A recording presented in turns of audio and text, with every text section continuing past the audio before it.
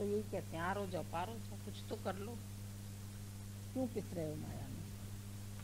ये भी तुम्हारा दोष है कि तुम पिस रहे हो। ये तो दूसरी बात गीता भगवान ने बोली कि कभी हमारे मन में इच्छा जागृत होती कि कोई मेरा कहना माने, तो नहीं मानता है तो तुमको दुख होता है, तो इससे अच्छा है कि तुम उसकी मान लो। देखो तुम्हारा मन मुड़ सकता है कि नहीं मुड़ सकता है। अगले को मोड़ने की बजाय हम खुद मुड़ जाएं, अपने अहंकार को छोड़ दें। ज्ञानी अहंकार रहित होके जीता है, अज्ञानी अहंकार सहित होके जीता है। सब मुझे माने, सब मुझे समझें, सब मुझे इज्जत करें, सब मुझे प्यार करें, मैं बड़ा हूँ, मैं होशियार हूँ, मैं अक्लमंद हूँ, तो ये भी अभिमान है। क्यों माने मेरे को सब? ये भी इच्छा हमारे अंदर क्यों जागृत होती है? इस इच्छा से भी छूटे। इच्छा ही है बंधन और मोक्ष का कारण। मन ही तुम्हारा बंधन का कारण है, मन ही तुम्हारा मोक्ष का कारण है। मन से ही बंधे हो, मन से ही छूटना है। बंधन और मोक्ष का कारण मन ही है। जैसे चाबी ताला खोलने के लिए और बंद करने के लिए एक ही है, ऐसे ही मन भी एक ही है। वासना रहित मन है तो ब्रह्म स्वरूप है, और जब वासना है तो देह है। वही मन तुम्हारा, मन ही देवता, मन ही ईश्वर, मन से बड़ा न कोई। मन उजियारा जब जब फैले तो जग उजियारा हो। तो मन इतना अच्छा भी है और मन नीच भी है, पापी भी है।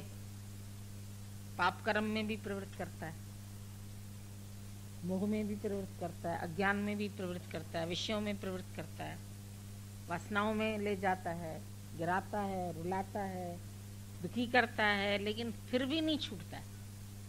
फिर मार खा खा के फिर उसी को चाहता है, फिर उसी को चाहता है। मोह, इसको मोह बोलते हैं। ये 100 जूते भी जिनसे मिलते हैं फिर उनको अपना मानता है, फिर उनसे वैराग नहीं आता है, फिर उनसे नहीं छूटना चाहते हैं।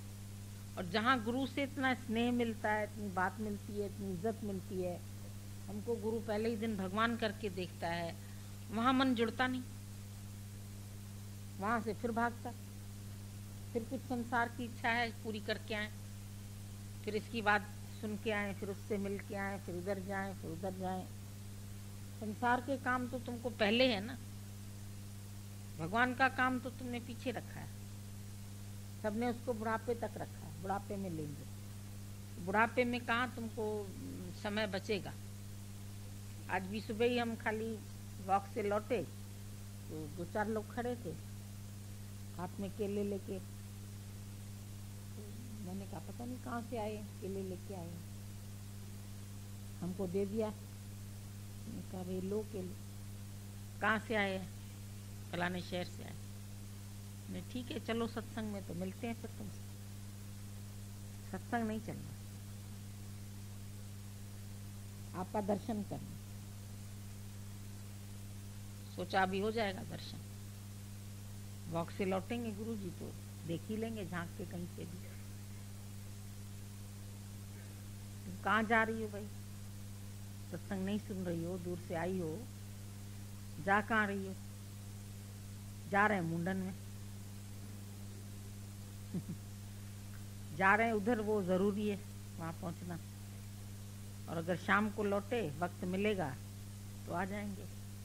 हमने कहा शाम को हम नहीं मिलते, हम इसी समय मिलते हैं सत्संग में, शाम को नहीं मिलेंगे। लेकिन उसको जाना था तो चली गई, खाली केले पहुंचाने आई थी, मेला करने नहीं आई थी, केला देने आई थी। हमारे घर में तो केले का पेड़ है, देखो लगा है ना बाहर। हमको केला चाहिए? हमको क्या चाहिए?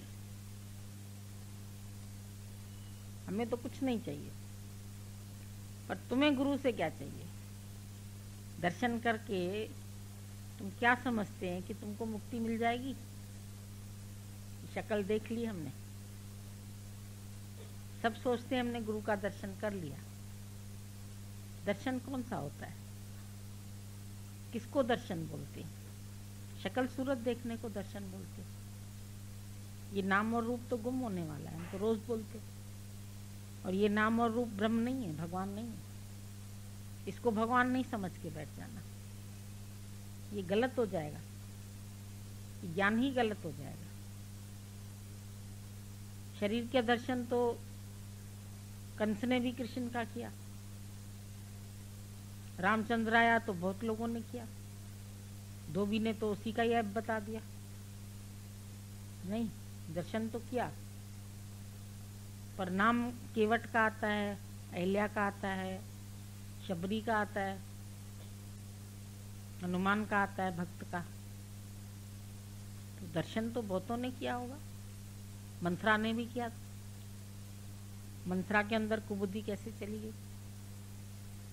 अगर दर्शन करने मात्र से ही मोक्ष का संबंध होता तो जितने उस समय में लोग थे वो मुक्त हो जाते, आनंदित हो जाते, लेकिन नहीं हुए। किसका भी नाम नहीं है। गुरु नानक के समय में बहुत थे, बहुत सारे लोगों ने गुरु नानक देव का दर्शन किया। बाप ने पैदा किया और वो बाप उसको मारता था, थप्पड़ लगाता था, क्योंकि वो भक्ति में लीन हो जाता था। उससे कोई संसारिक काम नहीं होते थे उसको। वो तो अपने ही कार्य के लिए जन्म लिया था, उसने पृथ्वी पर आया था, तो धंधा दौड़ी करने तो आया नहीं था माया का।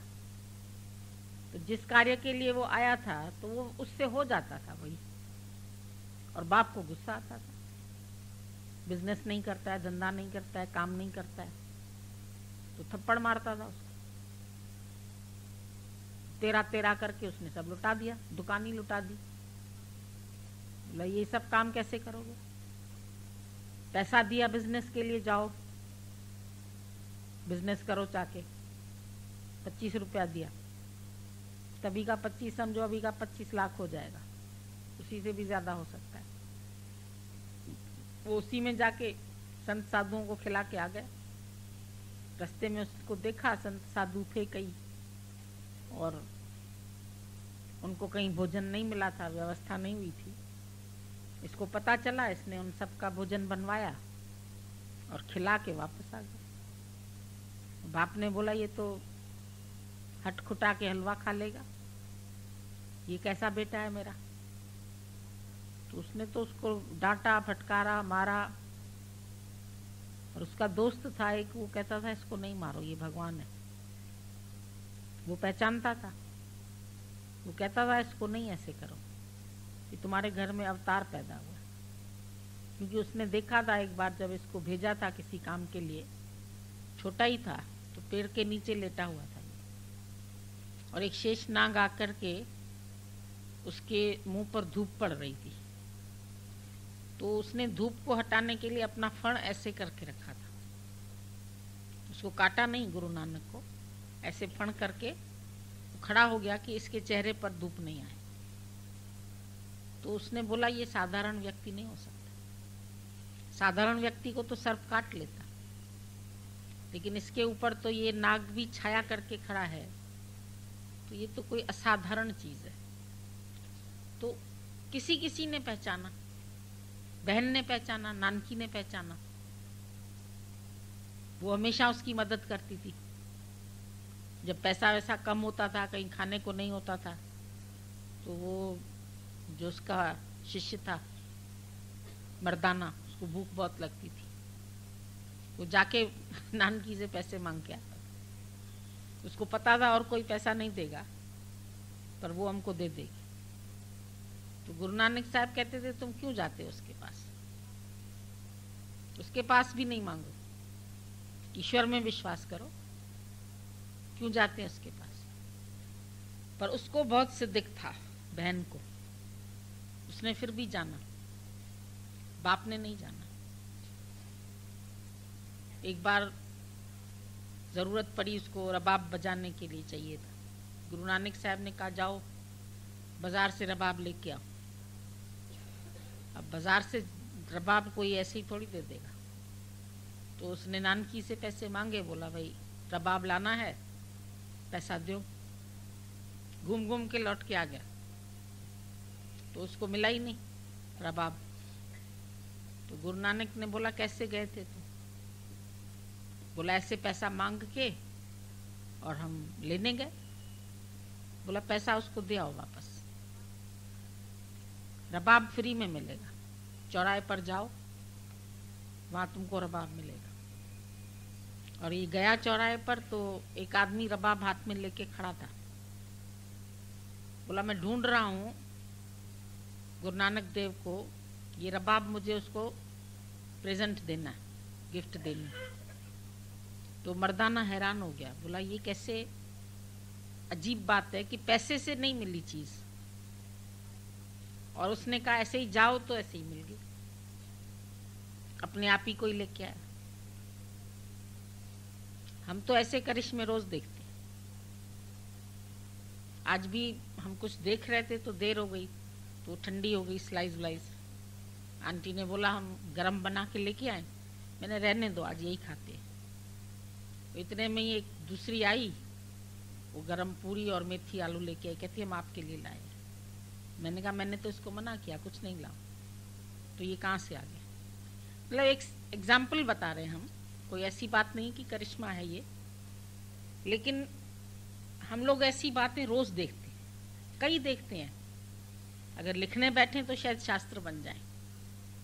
खाली यहाँ जबान तक बात आती है ना, हम चाहते भी नहीं है कि ये पूरी हो या हम उस मकसद से बोल रहे, लेकिन 2 मिनट बाद देखते हैं वो चीज वहां पड़ी है।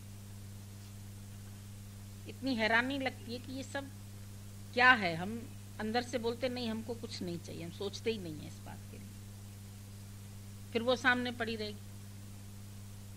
तो खाली उसके मुंह से निकली इतनी बात और उसको मिल गई। पर ऐसे अवतार को भी कितने कम लोगों ने पहचाना, सबने नहीं पहचाना। कृष्ण को सबने नहीं पहचाना। आज हरे रामा हरे कृष्णा लोग कहते हैं, पर जब राम आया तो पहचाना क्या? किसने भी नहीं पहचाना। जब वो रो रहा था विरलाप करके, पत्तियों से पूछ रहा है, पेड़ों से पूछ रहा है मेरी सीता देखी, मेरी सीता देखी,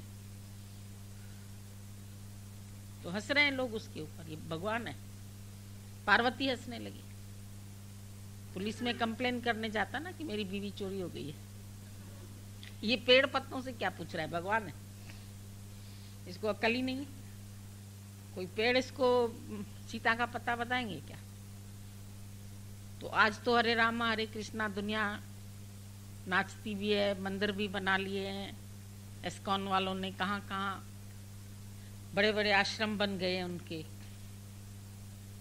चंदा लेते हैं, 14,000 में मेंबर बनो, फिर तुम जहाँ जाओगे, जिस शहर में जाओगे वहाँ कमरा मिलेगा, भक्ति मिलेगी करने को। तो रामा हरे कृष्णा कहने से भी कोई मुक्त नहीं होता, कहने वाले भी बहुत हैं।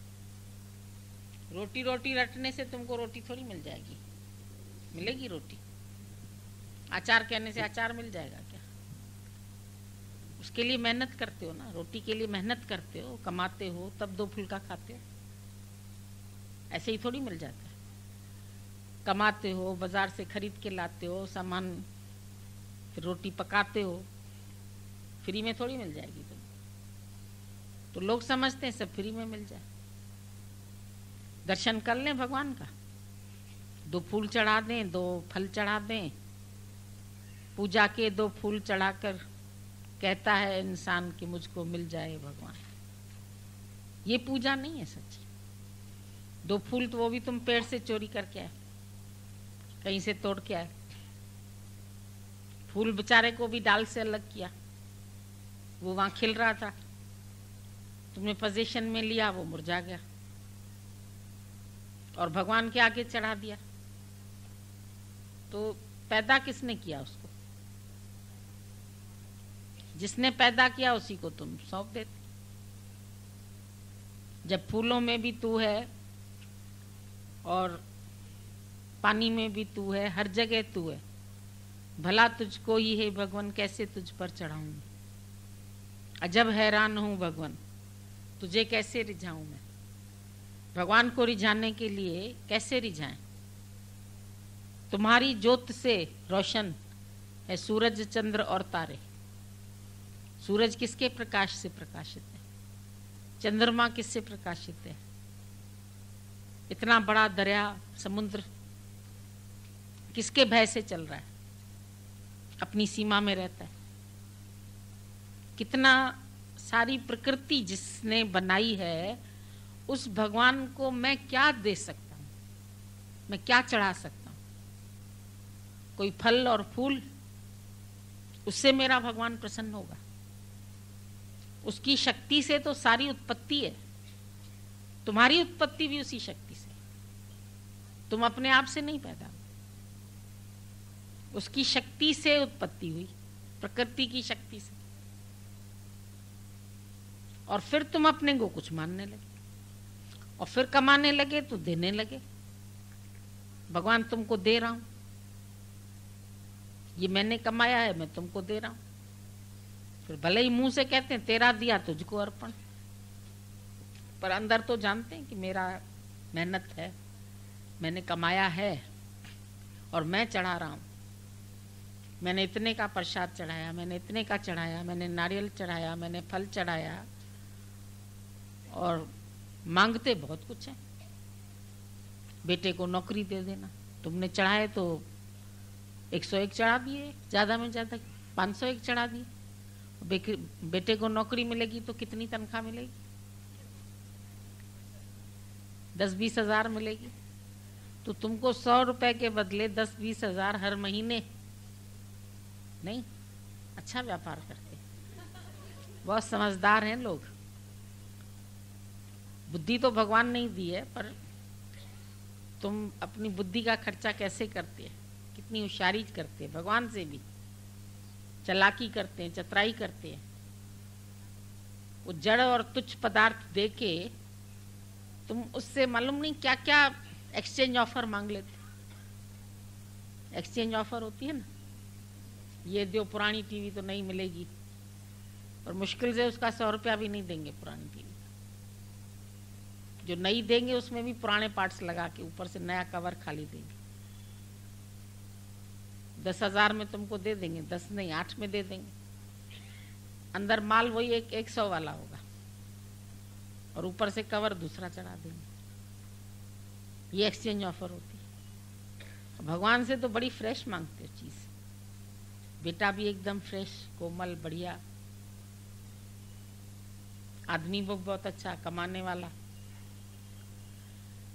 माँ भी बेवकूफ, बीवी लेके देती है। कितना उसने सारी जिंदगी पाला पोसा, बड़ा किया, खर्चा किया। जब बातचीत चलती है,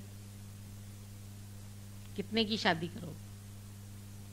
ये नहीं बोलते कितना दोगे, कितना लगाओगे शादी में। कहेंगे 15 लाख तक लगा देंगे। चलो ठीक है, इंजीनियर है लड़का, 15 लाख में तुमने बेच दिया। और उसके बाद में जब लड़की उस पर हक रखती है तो सास जलती है। बेचा भी तो तुमने रहा ना, 15 लाख क्यों मांगा? तब तो सौदा कर लिया। तो लड़की जो 15 लाख माँ बाप का लेके आई, तो वो राज तो करेगी आके तुम्हारे घर पर। फिर तुम परेशान क्यों होते हैं उससे? तुम होशियार है तो लड़की वाले भी होशियार है। सब तरफ होशियारी चलती है, लेकिन भगवान के पास खाली नहीं चलती। सब तरफ सौदागिरी होती है, सौदेबाजी सब जगह चलती है। कोर्ट में, कचहरी में, डॉक्टर के पास, इधर उधर सब तरफ रिश्वत चलती है। पर जहां रिश्वत और सिफारिश से काम नहीं बन सकता है, मेरी बिगड़ी बन जाने के लिए एक तेरा इशारा काफी। और वो इशारा कब होता है? जब इतनी भक्ति हृदय में होती है। जब तुम्हारे हृदय में भक्ति होती है, प्रेम होता है, तुम्हारा हृदय निश्चल हो जाता है, कोमल हो जाता है, प्रेम से परिपूर्ण हो जाता है, प्रेम में अश्रुधारा बहती है, तब भगवान आसन जमाता है। मुफ्त में नहीं जमाएगा, कुछ देने लेने से नहीं। अमरूद, केला, प्रसाद, शॉल, स्वेटर, कपड़ा लट्टा, ये बनाया किसने है? इतनी बड़ी दुनिया बनाई जिसने, उसको हम क्या दे सकते हैं? और क्या दे के क्या अभिमान कर सकते कि हमने दिया, हमने चढ़ावा चढ़ाया, हमने मन्नत मानी।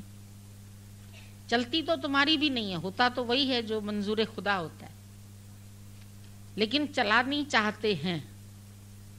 चलती नहीं है पर चाहते हैं कि मेरी चले। भगवान के आगे भी मेरी प्रार्थना स्वीकार। हमने अपना प्रार्थना पत्र रखा है, भगवान तुम मेरी प्रार्थना सुन लेना, मेरी पूरी कर देना।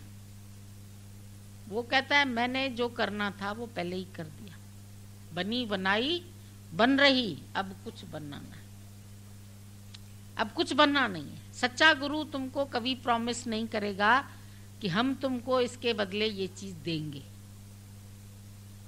सच्चा गुरु कहेगा तेरी श्रद्धा जितनी होगी तू ले लेगा, तेरी अपने ऊपर जितनी कृपा होगी उतना तू गुरु से भी ले लेगा। मैं नहीं दे सकता हूं कुछ भी, मेरे हाथ में देना लेना कुछ नहीं।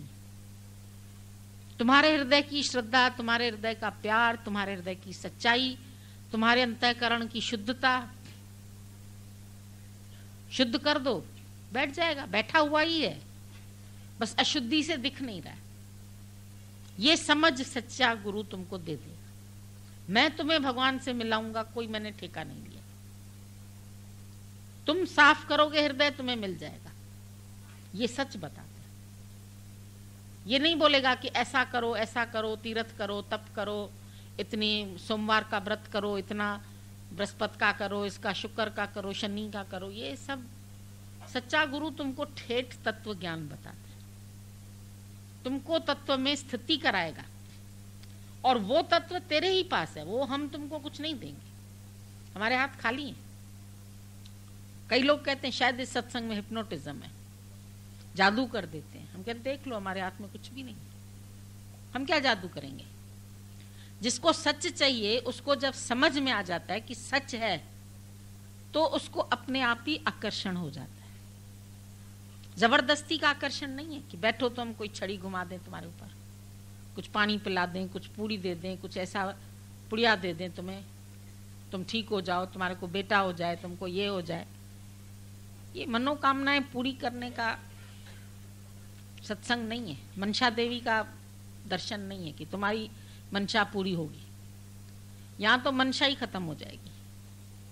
एक दिन हम तुमसे पूछेंगे तुमको क्या चाहिए, तुम बोलोगे प्रभु तुमने मुझे सब कुछ दे दिया, मैं तुझसे क्या मांगू, मुझे मांगना ही नहीं है। क्या मांगे? सकल पदार्थ है घर माए, सब तो पहले ही से तुमने दे दिया है। जो पहले दिया है वही कम नहीं है, अरे उसी को उठाने के काबिल नहीं। तेरी मेहरबानी का है बोझ इतना। निराकार की मेहरबानियां देखो, कितना बड़ा उसने हमारे साथ उपकार किया है। बोझ इतना कि मैं वो उठाने के काबिल नहीं। इतनी मेहरबानियां परमात्मा की हो गई हैं, और उनको देख के थोड़ी थोड़ी हम झुकना सीखते, थोड़ा थोड़ा मिटना सीखते। गुरु की तो अनंत मेहरबानी, वही हमारे लिए निराकार से साकार होके आया अवतरित। जब ऊपर से पानी ऐसे बहता है कितना अच्छा लगता है। देखा है कभी झरना? तो अवतार ऐसे ऊपर से अपनी ऊंचाइयों से हमारे पास आता है नीचे, हमको उठाने के लिए। मुझको उठाने के लिए तुझे झुकना ही पड़ेगा। मुझको उजाड़ा तुझको भी बसने नहीं दूंगा। भक्त कहता है मेरा सब तुमने खत्म कर दिया, मेरापन, तो मैं भी तुझे कुछ मेरा रखने नहीं दूंगा। नहीं मेरे पास रहेगा, नहीं तेरे पास, पर मैं तेरा और तू मेरा। ये शर्त हो जाती है। तू उसका बन जा, वो तेरा बन जाएगा। तू दिल से पूछ ले, तू पूरा उसका है, या कहीं कहीं अभी और भी तेरी धारा बह रही है प्रेम की। ये सच्चाई देख लो तुम, कितनी सच्चाई है कि केवल तेल धारा सदृश मेरे में मन है तेरा। कृष्ण ने कहा तेल धारा सदृश मुझ में मन रख। तेल धारा मतलब तेल की धारा छिन्न भिन्न नहीं होती।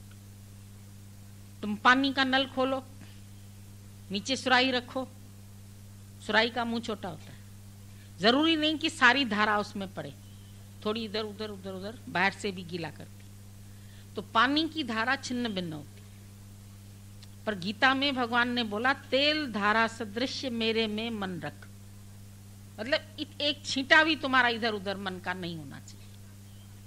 ये मन की सफाई है। इधर उधर तेरे में मेरे में माया में इसमें उसमें उसमें बटा हुआ मन नहीं होना चाहिए। मन को तुमने बांट दिया बहुत जगह, वो बटा हुआ मन तुमको तंग करता है, क्योंकि बटे हुए मन वाले कभी कोई खींचेगा, कभी कोई खींचेगा, कभी कोई खींचेगा। पर जब तुमने एकाग्र चित्त से सिर्फ एक में ही ध्यान लगा दिया तो वो एक रह जाएगा और तुम गुम हो जाओ। एक ही एक रह जाएगा। उस दिन किसी ने बताया 2 - 1 =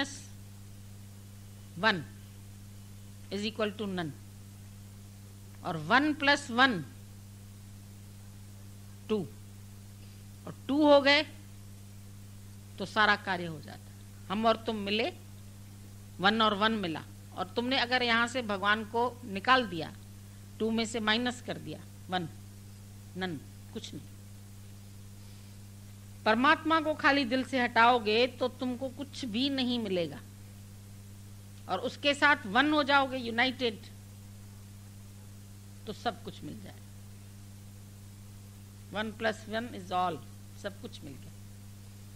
एक मिला तो सब मिला, और एक ना मिला, एक तू ना मिला, सारी दुनिया मिले तो भी क्या, आए तो तेरे लिए थे, और तेरा दामन पकड़ा है तो छोड़ेंगे भी नहीं। ऐसी प्रीत लगे कभी तेरा दामन न छोड़ेंगे हम, चाहे जमाना करे लाखों सितम। एक सितम करेगा तो भाग जाएंगे। डांट पड़ गई घर में, घर वालों ने ये कह दिया, दुनिया वालों ने ये कह दिया, तुमने सुना कब? तुम जब होश में हो तो सुनते हो, जो बेहोश हो जाएगा वो सुनेगा, जो गहरी नींद में पड़ा है वो सुनेगा। कभी 2 लोग को बात करनी होती है, जब देखते हैं बच्चा गहरी नींद में सो गया है तो बात कर लेते हैं। पर कभी कभी बच्चा शरारत करता है, आंख बंद करके पड़ा रहता है, और माँ बाप सोचते हैं ये सो गया, और वो जो बात करते तो वो सुन लेता है। पर तुमको जब ऐसी गहरी नींद आ जाए तो तुम जगत की बात नहीं सुनो, माया की बात नहीं सुनो, नहीं तो फिर फंसोगे। फंसने के तो अनेक क्षण जीवन में आते हैं, अनेक। जब तुम ये भी जान लेते हो कि नहीं फंसाऊं, तब भी फंसते हो, कहीं और फंसते हो, कहीं और जगह जाते हो। उस माया में नहीं फंसोगे, फिर किसी और माया में फंसोगे। तमोगुणी में नहीं फंसोगे, सतोगुणी में फंस जाओगे। मन को बहुत पकड़ने की आदत, ऐसे होता है ना चीज जो पकड़ती है, ये डंडी गिरानी है तो लोहे की ऐसी सांखल बनी होती, यूं करते तो गिर जाती। तो मन ऐसे बना हुआ है, एक तरफ से छुड़ाओ फिर दूसरी तरफ पकड़ रहा है, फिर छुड़ाओ फिर तीसरी तरफ पकड़, किसी न किसी चीज को पकड़ने की आदत। जब छोटा बच्चा होता है ना, तुम उसको देखा करो, तुम सोचते हो वो बुद्धू है, बहुत अक्लमंद होता है।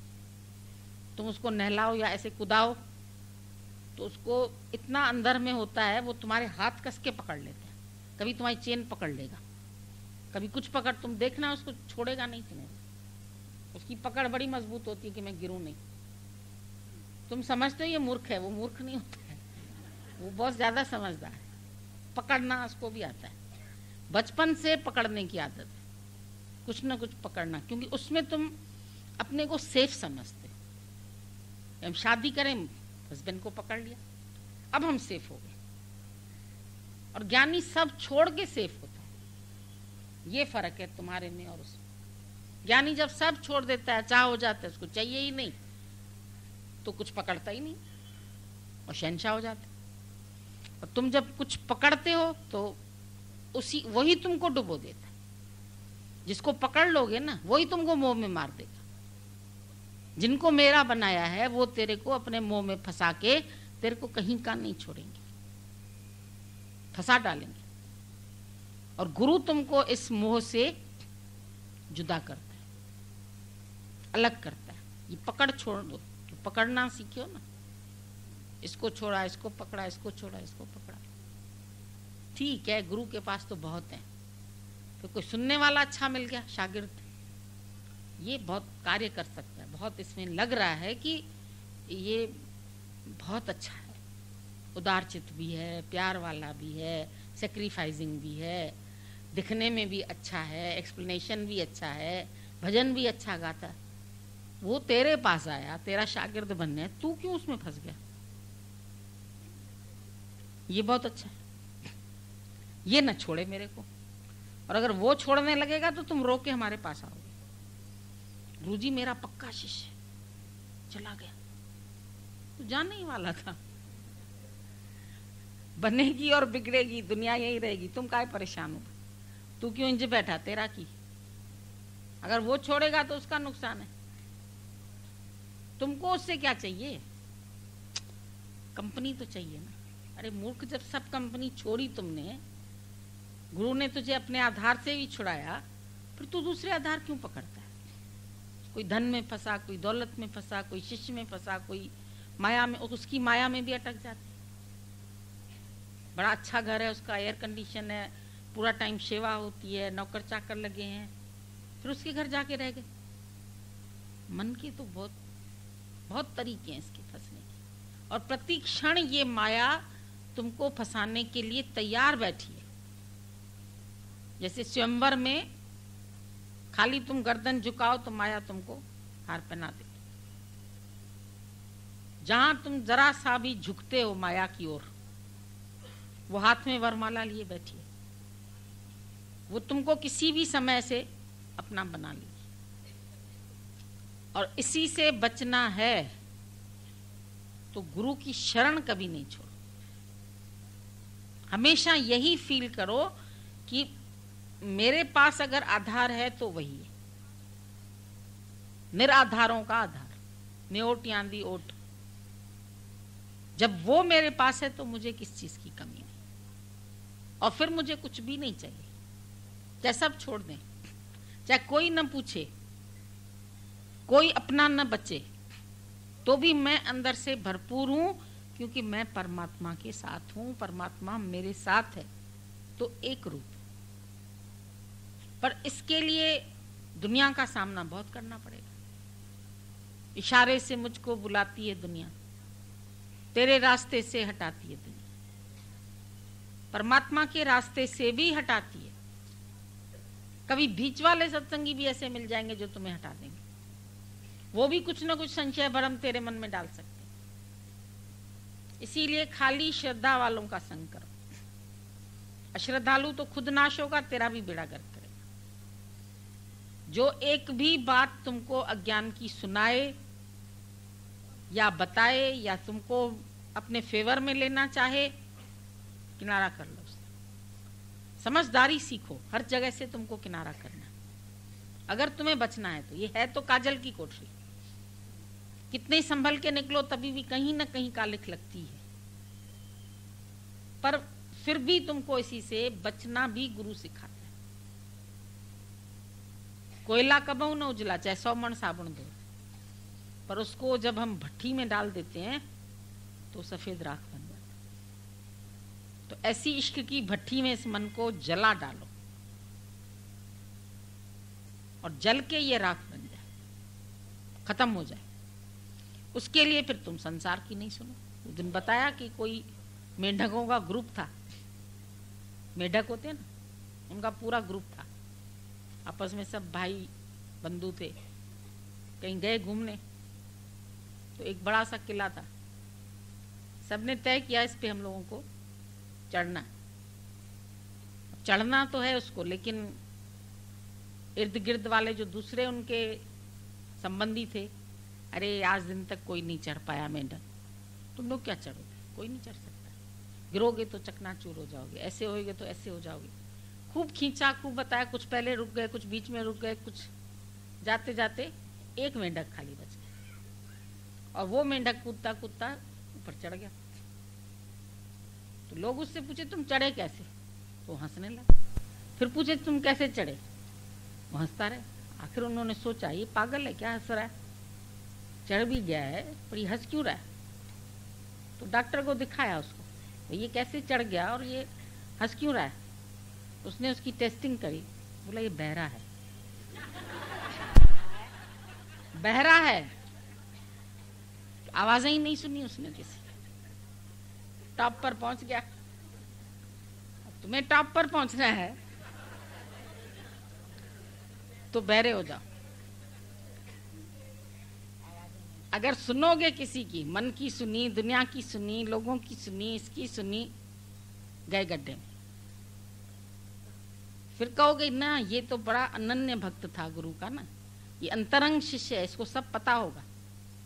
और अंतरंगी अगर भुलेखे में डाल दे तुम्हें तो तुम्हें पता नहीं चलेगा। एक गुरु के अलावा तुमको कहीं विश्वास करना ही नहीं है, और अपने विश्वास को भी पक्का विश्वास बनाना, विश्वास नहीं कर देना उसको। एक लकीर पड़ जाएगी तो विष हो जाएगा उसमें, जहर। विश्वास को विष नहीं बना देना। समझी हल तू हो रे, समझ समझ पग धरिए। अरे मन समझ समझ पग धरिए। इस जग में नहीं कोई अपना, कोई नहीं है अपना। परछाई सो डरिए। दुनिया की परछाई तक से भी डरो, मतलब अपना नहीं बनाओ उसको। डरिए मतलब नहीं कि घर में चिपके बैठ जाओ, पर डरिए मतलब फंसिए नहीं किसी में। डरने का ये मतलब नहीं है कि हम संसार में चले ही नहीं, किसी से मिले ही नहीं, कार्य करें ही नहीं।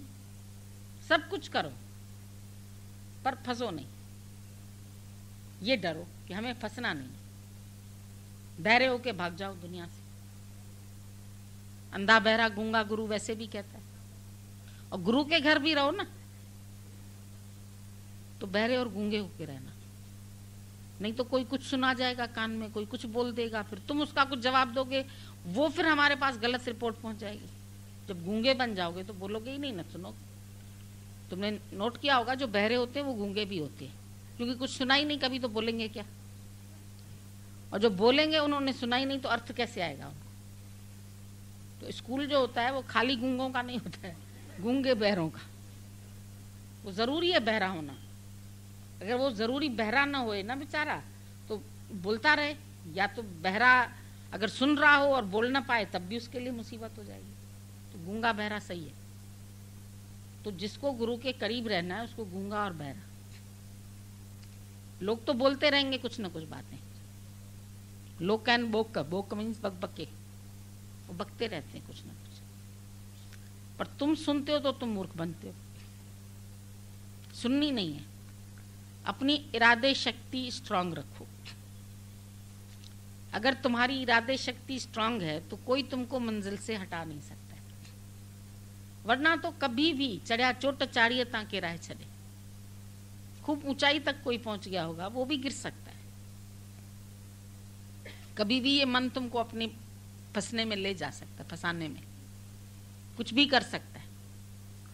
लेकिन एक निगाह जो है वो तुम्हारी खाली सच पर होनी चाहिए, और अपने को गुरु के अनुसार बनाने की हम कोशिश करें, उसकी कृपा के पात्र बने, क्योंकि बिना उस कृपा के भी हम नहीं पहुंच सकते। गुरु कृपा जय नरते कीनी तेह ए जुगत पछानी।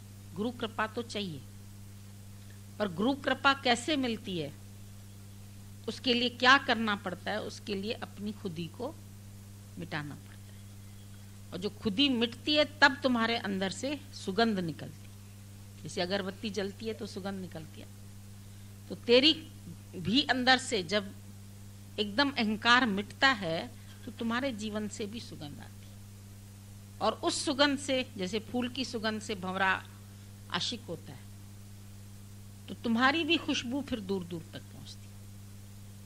पर ऐसा गुरु मिले जो हमको सच में ही स्थित कराए, और हमारी किसी चीज से उसको कोई मतलब ना हो। उसका सिर्फ पुरुषार्थ ये है कि जो उसके करीब आए उसको एक ही सच बता दे। गुरु ब्रह्मश्रोत्री भी होवे और ब्रह्मनिष्ठी भी हो।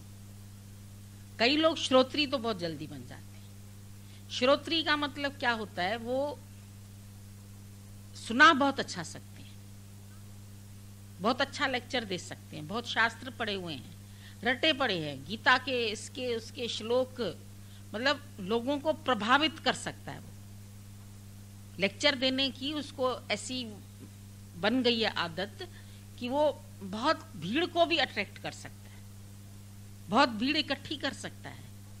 लेकिन हम लोगों को दादा ने बोला भीड़ इकट्ठी करना कोई बहुत बड़ी बात नहीं। तुम रास्ते पे एक जूता ही उल्टा करके रख दो, भीड़ इकट्ठी हो जाएगी, कोई बड़ी बात नहीं है। भीड़ तो पिक्चर हॉल में भी इकट्ठी हो जाती है, कोई तमाशबीन तमाशा दिखाता है तो इकट्ठी हो जाती है, कोई एक्ट्रेस आ जाती है तुम्हारे शहर में तो भी भीड़ इकट्ठी हो जाती है, कहीं शूटिंग चल रही होती है वहां भीड़ इकट्ठी हो जाती है। नहीं, भीड़ इकट्ठी करना कोई बड़ा काम नहीं है कि तुमने 1000 शिष्य बना लिए, तुमने 2 बना लिए, तुमने 10 बना लिए। तुमने नोट किया होगा जब ये टीवी में आते हैं लेक्चर तो बीच बीच में वो पब्लिक पूरी पर फोकस करते हैं कि देखो कहाँ यहां से लेके वहां तक भीड़ बैठी हुई। तो क्यों दिखाते हैं? ज्ञान सुना है ना, खाली जो गुरु है उसके ऊपर फोकस करे ना, जो पब्लिक बैठी है उसके ऊपर क्यों फोकस करते हैं? क्योंकि उनके माइंड में ये भी है कि देखो मैं इतने लोगों को प्रभावित कर रहा हूं, और इतने लोगों को प्रभावित करने के बाद उस भीड़ से जाके पूछो कि तुम्हारे में प्रकाशित कौन हुआ, किसके अंदर वो ज्योत जली, कि खाली ऐसे ही बैठे मुंडी हिला हिला के चले आए। मस्तिष्क जो होता है वो अंदर भेजा, समूह के खाली सिर होते हैं पर मस्तिष्क नहीं होता, उसको अंदर भेजा नहीं है समझने का।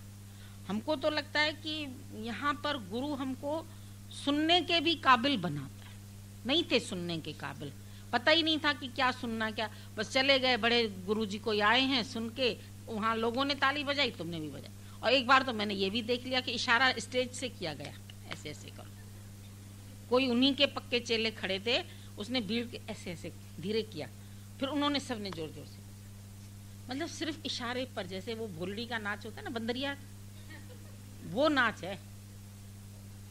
ससुराल जाएगी बंदरिया ना, उसको सिखा दिया गया है,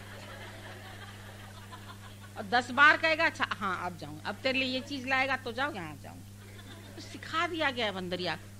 बंदरिया को बुद्धि थोड़ी है। तुम कहते हो बंदरिया कितना अच्छा नाचती है, उसको नचाया जाता है पैसा कमाने के लिए। तो ये सब तुम्हारे मन को नचाते हैं। बाजीगर का बंदरा ऐसा जीव मन साथ, जीव के साथ ये मन ऐसा साथी है जो बाजीगर जैसे बंदर को नचाता है, ऐसे ये मन तुझे नचाता है। ऐसा जीव मन साथ, नाना नाच नचाए के और रखे भी अपने हाथ। डोरी अपने हाथ रखता है मन, छोड़ता नहीं है। मैंने बोला ना उसकी पकड़ स्ट्रांग होती, वो तुमको पकड़ देता है। देखो घोड़े के आगे अगर हम गाड़ी बांधें,